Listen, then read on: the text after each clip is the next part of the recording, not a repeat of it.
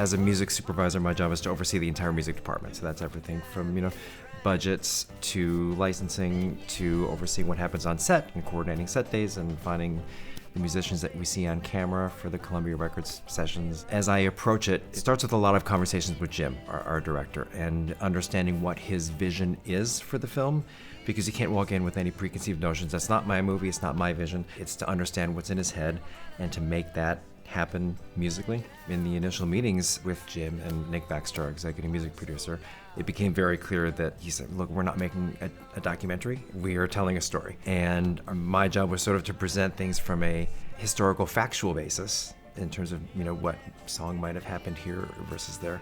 But then we would look at it like, is that really the right thing for our story? Because we did have some flexibility that was given to us from Bob himself.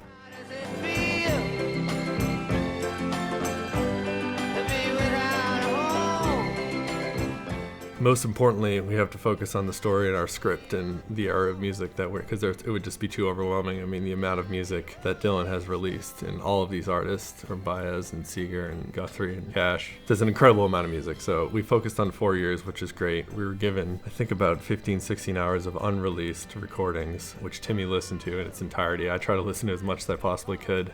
And that stuff it's all invaluable because you realize pretty quickly, especially with Dylan, that he never plays a song the same way twice. So these iconic recordings that we're used to, the record versions, that was really just one moment in time for him when he stepped into the studio on that day and played the song that way. You listen to him play it, maybe there's an early recording of when he was writing it that's different. It might have different chords, his voice, the quality of his voice is different. And then you hear later live recordings, the tempo's changing, he's moving lyrics around.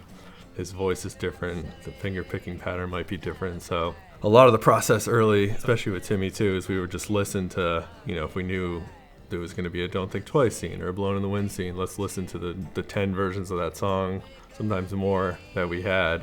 And we would come in and be like, I really love how he did this intro here, like this harmonica solo is really cool. We have to take this part from the record because it's so iconic. And we would kind of put together a collage of what was inspiring us from this track and then think about what the scene is, how do we best serve the scene, where is he in his journey. So that was a lot of the early process, and it required listening to a lot of music.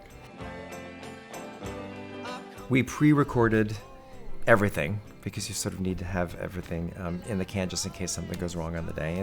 And the expectation was to go live as much as possible. So we had, I think, 58 to 60 pre-records ready to go when we hit set. And when we got there on day one, we started the traditional thing. You just start with playback, and it's in the actor's ears, and they're singing along, and it just wasn't working for Timmy. He sort of raised his hand on day one and said, I think it's better defer to live primarily and only do pre-records when we need to.